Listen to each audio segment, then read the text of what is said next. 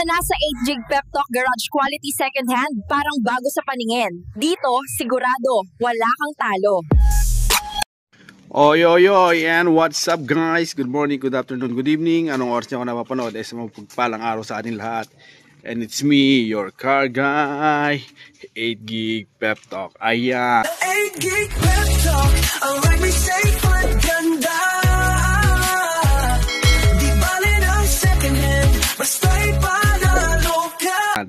It's bad weather today, Monday, 4 o'clock PM. So, ito yung bago natin sasakyan. Hindi pa natin nagawa na natin ng initial vlog. Pero ngayon pa lang natin gagawin. Kasi nga, siguro mamaya hopefully may tatlong nagpa-kumontak.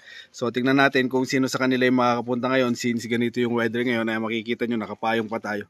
Kung sino yung makakakuha. Kung luckily kung makukuha ngayon or siguro pagka medyo okay na yung panahon. Pero sa ngayon, ayan, gagawin muna natin ng vlog para lang sa ganun naman makita nyo kung gaano yung kaganda yung sakyan na to. This is a Mitsubishi L300 Exceed 1999 model, gasoline, manual transmission. So napakaganda. Tara, tingnan nyo muna kung kilatisin nyo kung gaano kaganda ito sa sakyan na ito.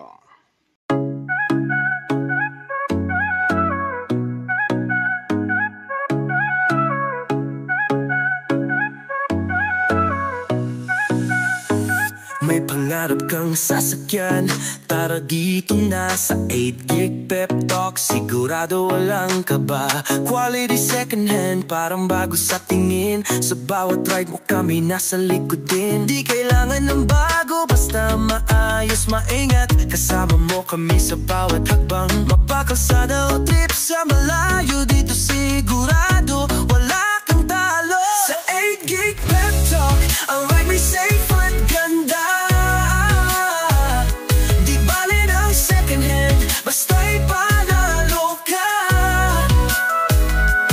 May tiwala, may kalidad, garantisado yan. Dito ka na, di ka magsisisi kailanman.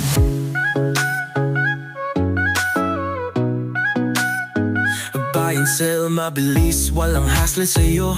Magtiwala lang kami na ang bahala rito.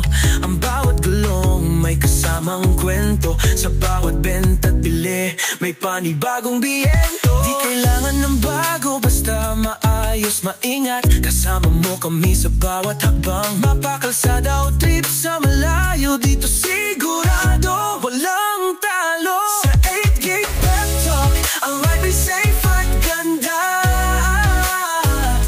Di bali ng second hand, basta'y panalo ka. May tiwala, may kalidad, garantisado yan. Dito ka na, di ka magsisisi kailanman. Kung hanap mo sasakyang mapagkakatiwalaan, kami ang sagot sa iyong mga pangangailangan. Sa presyo't serbisyo, kami ang bida. Sa 8Gig Pep Talk, ikaw ang laging una. Sa 8Gig Pep Talk, ang ride may safe at ganda. Di bali ng second hand, basta'y panalo ka. May tiwala, may kalidad, garantisado yan. Dito ka na, di ka magsisisi kailanman. So ayun, medyo maulan sa labas. So medyo pagtiyagaan nyo na muna yung mukha ko ngayon. Ako muna yung papakita ko instead sa sakyan. Pero ayan, isa-isa naman natin, papakilatis ko, papakita ko sa inyo kung gaano kaganda itong sasakyan na ito. Ito nga pala yung sasakyan natin na Mitsubishi L300 Exceed. Ayan, gasoline engine, manual transmission, 1999 model. Pero sa edad niyang 1999, hindi mo akalain 1999. At ganito pala kaganda ang sasakyan na ito. So ayun, unahin muna natin sa labas niya. Yung labas niya, ayan, napakaganda, napakakinis. Wala ka talagang masasabi dito sa paint niya, sa itsura niya, sa tayo niya. All goods, okay na okay. Kumbaga, from 1 to 100 at 100 yung pinakamaayos sa paint, siguro makukonsider ko to na 70% pa yung condition ng makina niya. Pero yung mga pang ilalim nito, wala ka talagang masasabi. Newly repaint, inayos lahat-lahat. So ready siya. Hindi ka mag-aalala sa may nalulusaw na, may kailangan ng palatero. Ito sa sasakyan na ito hindi, kasi doon sa pinagkuhanan natin is well kept talaga nung may-ari nito, inalagaan niya, may garahe, so kitang-kita nyo naman walang masyadong mga paid, wala kang makikita rito sa harap, wala kang masyadong mapipintas kung hindi napakaganda ng sasakyan ito. Dito naman sa loob, ayan, dito sa harap, dito sa may driver side, yan, yung yung mga sidings niya, makikita nyo, napakakinis, napakaganda.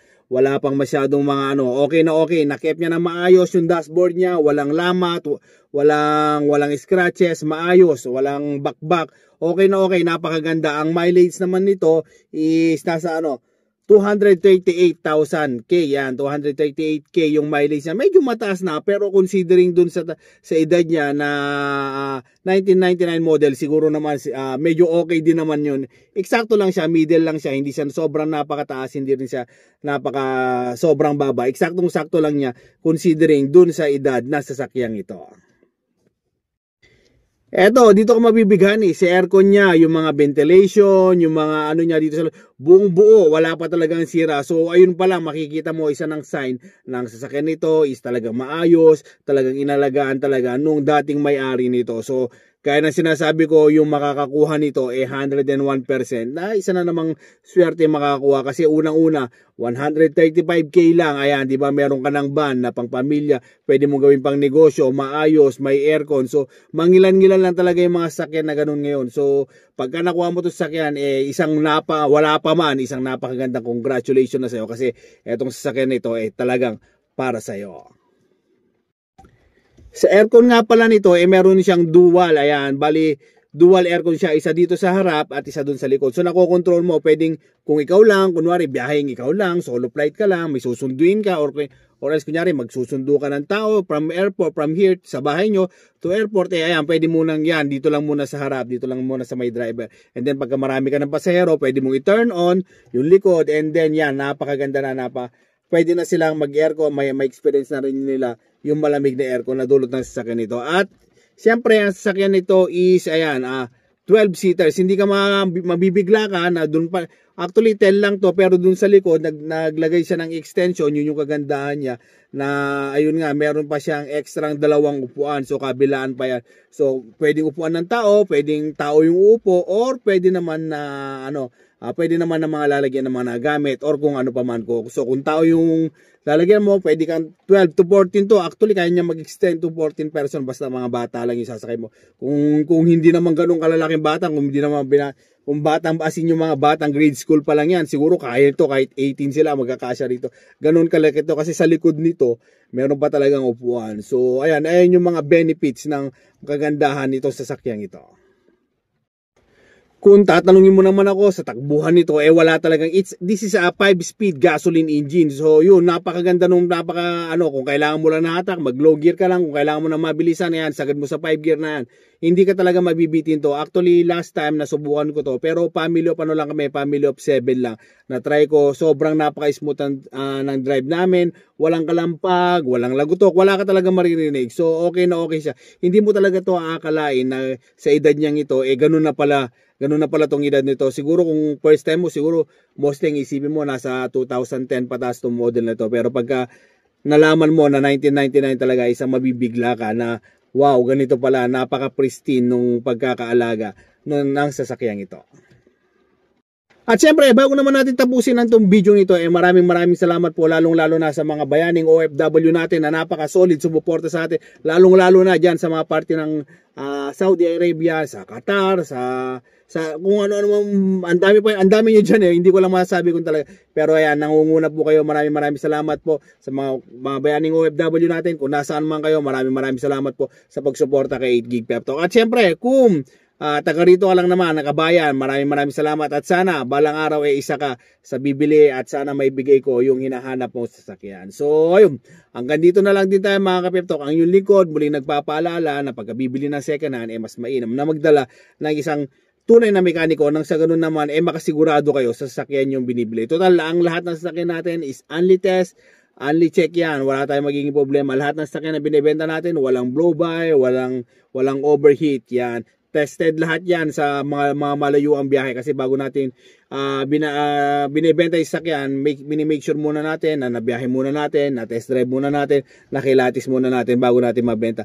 Nang sa ganun naman, alam ko kasi na hard-earned money lahat ng mga binibili nyo sa sasakyan. So, gusto ko rin na mapagserbisyuhan din kayo na sasakyan na binibili nyo at hindi kayo bumibili ng tinatawag nilang sakit ng ulo. So, hanggang dito na lang tayo mga kapeptak. God bless everyone. Mabuhay ka hanggang gusto mo. See you on my next vlog. Bye-bye! May pangarap kang sasakyan, tara dito na sa 8 Gig Pep Talk. Sigurado walang kaba, quality second hand, parang bago sa tingin. Sa bawat ride mo kami nasa likod din. Di kailangan ng bago, basta maayos, maingat. Kasama mo kami sa bawat hakbang, mapakalsada o trip sa malayo. Dito sigurado